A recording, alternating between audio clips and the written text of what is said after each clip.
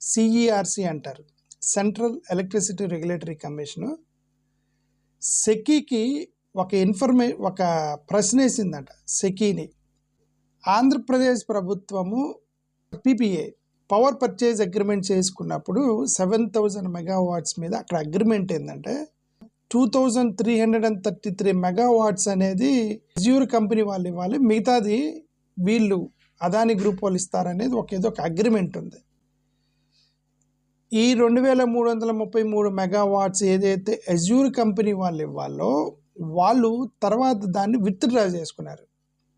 అదాని గ్రూప్కి వాళ్ళు ట్రాన్స్ఫర్ చేసి దాని మీద మళ్ళీ సబ్సిడరీ అగ్రిమెంట్ పిఎస్ఏ జరిగింది between Andhra Pradesh government and SECI.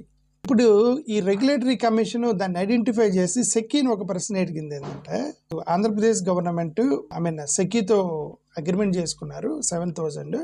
SECI అనేది అదాని గ్రూప్ తోటి అజ్యూర్ కంపెనీతో అగ్రిమెంట్ చేసుకుంది.